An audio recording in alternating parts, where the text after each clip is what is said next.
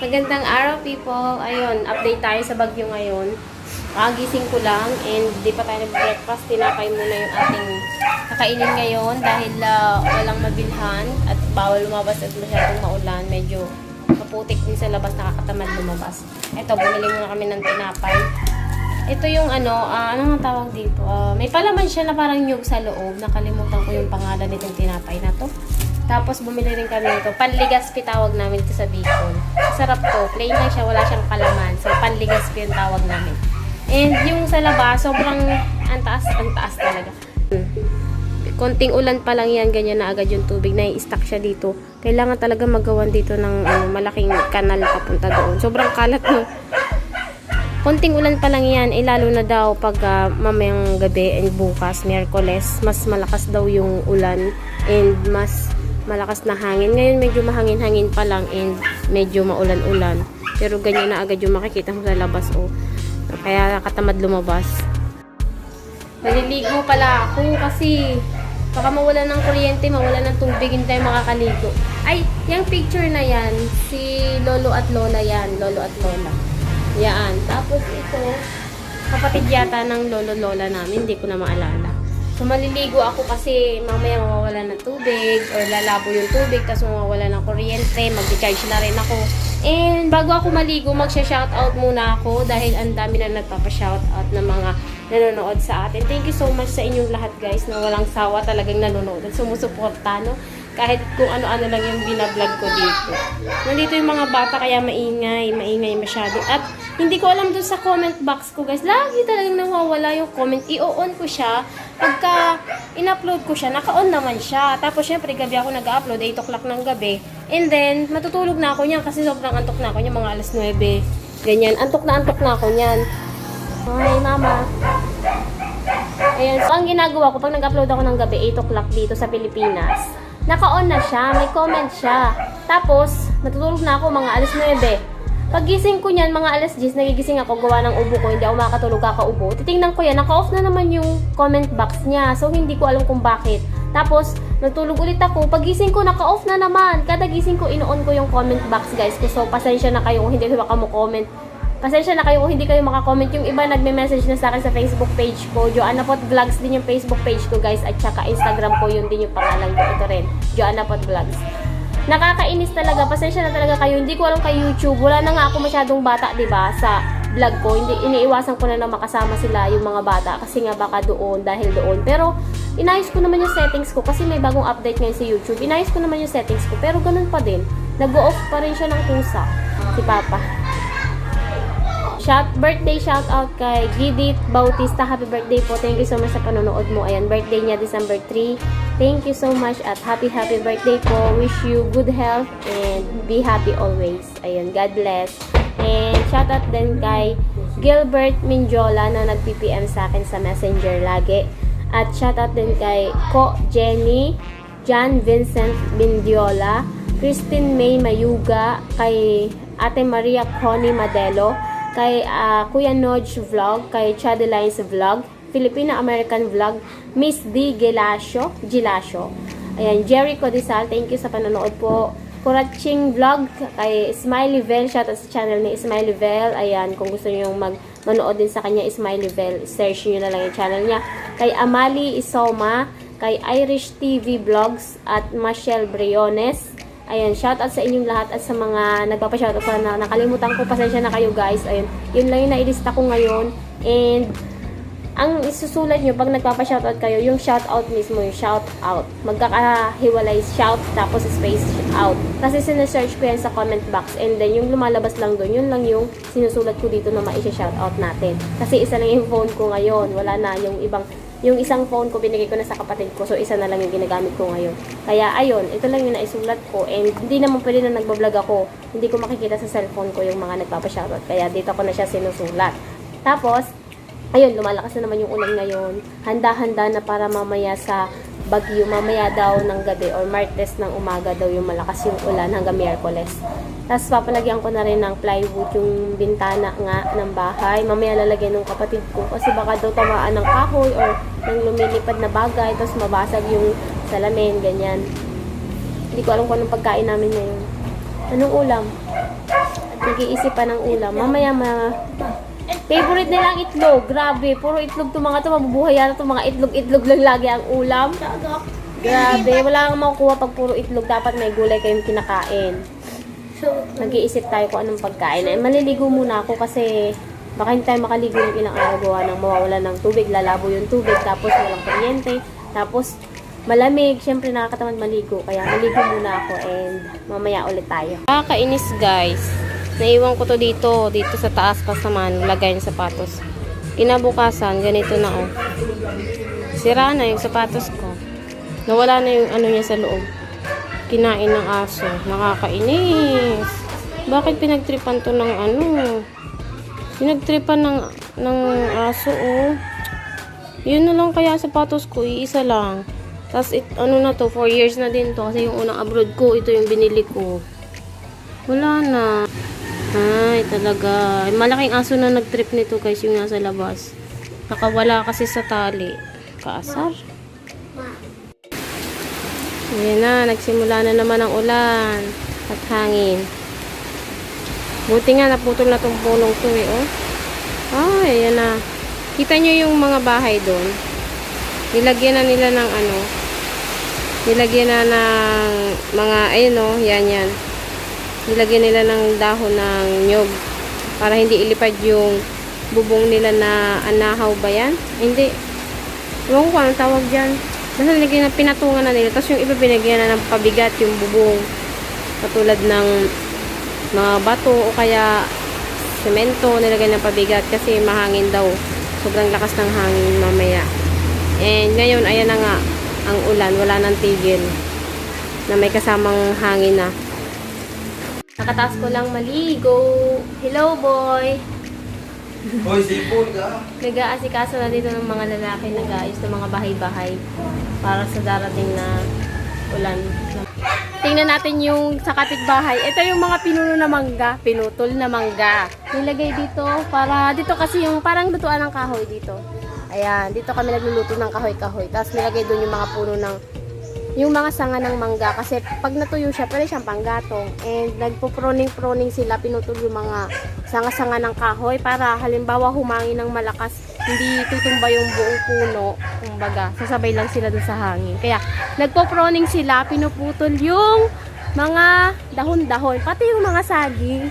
Tingnan nyo yung saging, oh. Ganyan ang ginagawa dito. Si Papa gumawa niyan.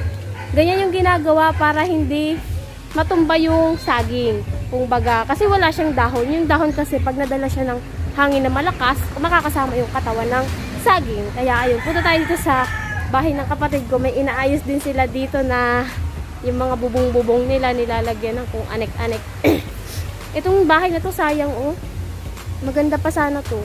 Wala nang nakatira. Yung kapatid ko kasi nasa ano na sila, Bataan na. Doon na sila naninirahan sa Bataan. Kaya ayun. Sayang no. Maganda pa siya oh. Okay pa to. Inayos-ayos pa oh. Maganda pa yung ano niya. Na-press ko kasi gawa sa kahoy. Ayun, nandito na tayo sa isang bahay pa ng kapatid ko. Pinutol na pala yung mga kawayan. Pinutol na pala yung mga kawayan no. Kasi pwede yan matumba dito sa bahay nila. Ito yung bahay ng kapatid ko isa. Si ano yan? Si Hob. Ayun, nasa bubong, nag-aayos ng bubong. May tamong. Tinatamungan. Tapos, ayun, pinutol na nila yung mga kawayan. Ito yung ilog kasi may maliit na sapa. Hindi pala ilog, sapa pala. Tamag talaga. Tapos, ayun, ang daming, buko? O, nyog na siya. Lokadon. Ay, masiram yan sa Balisuso. Igwa kami doon ng kamuting kahoy. May kamuting kahoy kami doon. Gawa tayo ng Balisuso again. Yung suman, yung kamuting kahoy. Tapos yan. Lokadon, yung parang pagkatapos ng buko, bago magnyog. Sa gitna siya. Malambot-lambot na matigas. Basta lokadon yung tawag sa amin. Hindi ko alam kung anong Tagalog nun. And, anong ginagawa nyo dito sa likod? Ayun, ang daming buko. Ayan, lahat. Putol na pala yung mga puno. Ito yung sapa dito sa gilid. Ayun. Nilagay na yung mga ng kawayan pala dito, oh. Nandito lahat. Maliit na sapa. Pag umapaw to, agad sa kanila. Punta agad sa bahay nila. Tapos, nawala naman ang tao dito. Nasaan ang mga tao? Anong ginigibunin do dyan, Hob? Ayun pala. Nilagyan nila ng kawayan. Ayan, ang mga puno ng kawayan. Ay, yung kawayan nilagay nila sa bubong. Hindi makita. Ayun. Di manhiling pag nagrani. Ito, pabigat pala yun, pabigat. Para hindi ilipad yung sem or yung yero. Nilalagay nila ng bato sa sako. Tapos nilalagay niyan sa ibabaw. Ayun siya. And yung kawayan din. Kasi mamaya, naku, mamayang gabi pa naman, ang hirap. Kaya ngayon, inaayos na nila. Si Hob. Hello, Hob! Hob! Tapos ito yung likod. Ang daming tanim pala dito na kakao si Papa, oh. Puro kakao yan, guys. Ayan, oh. Puro kakao pala dito. Ha? Kaya nga ni, kadakol.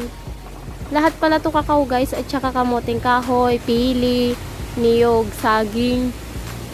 Sana hindi naman magkaputol-putol tong mga. Tapos may mga bago na ulit tanim na niyog, oh. Ang ganda pala dito. Ay, may saging na, ano na doon. Matigas na yung saging doon. Pwede na ulit kunin. Sarap, no? Ang ganda. Ang ganda sa likod. Ito yung kakao. Ang daming bunga. Kahit maliit lang siya, ang dami niyang bunga. Baka may gustong bumili dyan ng kakao. PM lang kayo. Ang dami dito si Papang kakao. Ginagawa siyang choco, diba? Yung buto niya. Chocolate. Ito na yung benta natin ng Yahoo Balls. At saka yung mga nagpapaload. Bilangin ko, tapos ipapabuo ko dito sa tindahan. Kasi ang bigat-bigat na niya sa bag. Bilangin muna natin. Nandito ako sa tindahan ngayon. Tapos yung mga 20-20 nandun sa wallet ko. Pero yung mga barya dito ko naman nilalagay sa aking pouch. So bilang muna tayo kung ilan na to.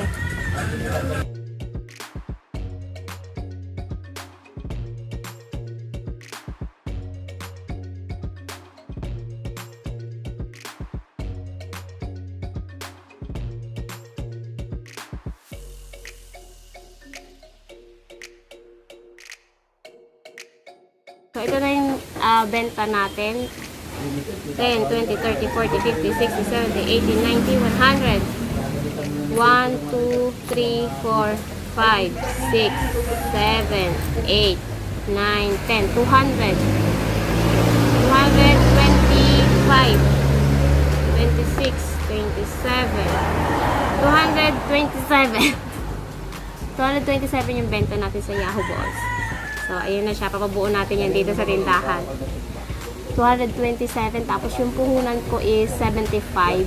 Kasi, 3 beses. Ay, 4 na beses na pala ko gumawa. 75 plus 25. 100 yung puhunan ko.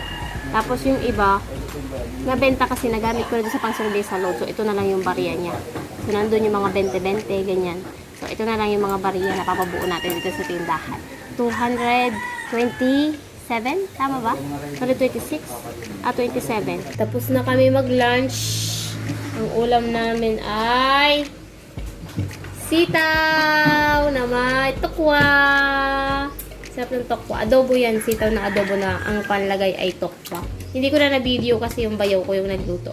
Asawa ng kapatid ko yung nandito. Yung nakita nyo na yun, diba, doon sa isang video natin. Abok ko na. And yung nakita nyo, nilagyan ng lamesa, tapos inangat na yung mga machine-machine. Kasi pag tumaas yung tubig mamaya, at least nakataas na siyang ganyan, hindi siya maabot, hindi siya masisira. And ito, yung mga damit-damit, din yan, itataas din natin mamaya. Ayan the time! Nagbabalat tayo ng kamoting kahoy naman. And luluto niya ni Papa. Hindi ko alam kung ano yung gagawin natin. Baka yun ulit yung ginawa namin noon. Meron pa kasi siya sobra. Tapos alam niyo yung unang balat ito, tinatanggal yung ano niya. Yung balat, tapos meron pang medyo makapal yan, tinatanggal yung para ano, hindi siya makasira, makapaling. Ewan ko anong Tagalog yun. Kakakain lang ng lunch, merienda na naman. Ganyan talaga, kumain ng kumain. Tapos, hindi ko alam kung anong luto. Hindi pa naman maulan na ulit ngayon, tumigil na ulit. Pero sabi nila, signal number 3 na daw dito sa amin. Pero hindi naman siya umuulan pa, oh. Tapos, mahangin-hangin kaunti. Pero hindi naman, yung todo ulan talaga. Parang bulok na to. Sira na yata. ayun, mamaya papakita ko sa inyo kung anong gagawin namin ito sa kamuting kahoy ulit na merienda natin. Ang sakit na sugat ko, oh. Hirap magbalat. Mamaya na ulit, pagka lulutuin na natin ito, babalatan ko lang nang makapag-merienda na ulit tayo. Nanonood ako ng Showtime, guys. Nanonood ako ng Showtime ngayon. Tapos, meron pala sila sa OFW, yung biyahero. Sali kaya ako doon kasi wala akong talent. Ano naman ito talent ko? Acting? Pagdadrama-drama ako doon. Paano ba sumali doon sa Showtime yung biyahero? Baka may audition sila. Sabihin nyo nga guys, nanonood din kayo ng Showtime. Baka pwede ako doon sumali, di ba? Hala, nakatawa ako ngayon ako nanonood ng Showtime mula nung umuwi ako ulit. Nung nasa Saudi ako, araw-araw ako nanonood sa YouTube. Di ba may replay sila? Sasali ako doon. Bali, so again. Ano nga ng Tagalog ng luka doon? Hindi ko alam. Marami tong luka doon. Yung na nyog, pagkatapos ng buko, bago magnyog, yung gitna. Ayan, masarap to. Walang gata. Gawa na naman tayo ng baliso.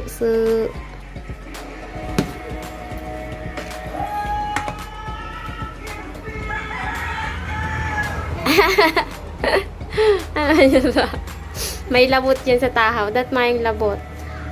Papagayron ko ng kunyanta. Si inot kaya pangit eh. Ang ganda.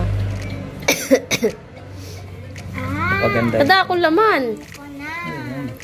Yun, ganyan. Papagandahin ko na ngayon dahil nung una, pangit. Pangit noon. Kunti lang. Di mo pagpano, maano pa man yan, malubag. Madodoble pa yan. Ang size. Baka magputok. Ang sag, ha? Yun. Ganda. Maganda na. Maganda na yung balot. Magayon na pati ang laganan. Mapapalang.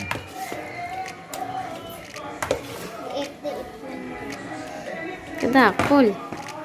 Di kita mo lang ta. Di man yan makakaurubos ng mga aki. Hindi maubos sa mga bata dahil maliit lang. Baka masayang lang yung hindi nila naubos yung malaking size. Madilim na yung panahon ngayon. Ito palang mga puno, ay yung palang mga bunga ng lukban, maglalaglagan to pag malakas ang hangin. Ubos to mamaya. Ayan o, madilim na ngayon. Ubos yan. Kaya bukas, sana hindi naman malakas yung tubig para hindi ianod yung mga lukban. Nako, sayang naman. Ang dami pa namang bunga. Hinog na yung mga nandun sa taas. Hindi kasi ma-zoom tong cellphone na to. Ayaw mag-zoom. Ayun o. Ang daming bunga. Sayang. Pagkatapos kumain ng lukban, ganito nangyayari. Iniiwanan ng mga basura dito. Talaga itong mga batang to.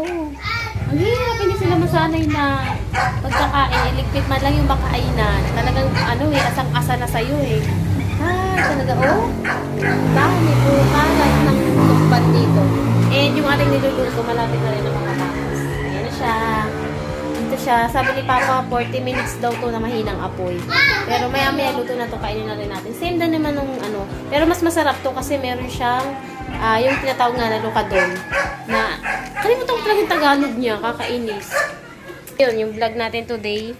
And mamaya mag-update din ako ng aking ganap-ganap dito. Mamaya lalo na dahil may bagyo. Makikita nyo yan, i-video ko naman. Kaso gabi pala, hindi siya masyadong makikita kasi madilim. Hindi ko alam kung hanggang bukas yun. Sana umaga na lang siya kung dadaan man. Tapos mahina lang sana para hindi naman tayo mahirapan dito. Kasi pag bumaha na naman or kaya pag malakas masyado yung hangin, baka kung anong mangyari. Ilipad yung mga bubong-bubong, ganyan, ang hirap. Lagi na lang Bicol, Bicol. So ayun, muna yung vlog natin and ko close ko na to guys. Ang sakit na ng ganito ko, yung kalamnan. Kalamnan ba yun? Yung sa may bago sikmura pala, sikmura. Ang sakit-sakit niya na guys kasi ubo talaga ako ng ubo paggabi. Ang kati-kasi talaga, paulit-ulit na ako, diba? Pero sobrang kati-kati talaga. So ayun, i-close ko na yung vlog natin and see you on my next one guys. Tomorrow maybe, kung may kuryente tayo, makapag-upload tayo. Kasi ako, pagkatapos ko mag-vlog na the whole day, ini-edit ko na siya and then ina-upload ko na siya sa gabi para may mapanood kayo. So thank you sa mga nag-aabang and ayun na yung vlog natin. Ingat po kayo and pray for Bicol na hindi naman sana sobrang lakas ng bagyo na dumaan sa amin. Thank you ulit sa panonood and see you in my next one. Bye-bye! Bye! Luto na ang balisuso. Mas masarap to kasi madaming, ano po din pa? Luka doon? Alangan. Alangan daw to. Ang Tagalog, alangan. Bakit kaya alangan? Alangan talaga pa? Ayan. Luto na siya. Madaming luka doon kaya mas malasa. Perfect. Kesa doon sa gagataan mo. Ano pa?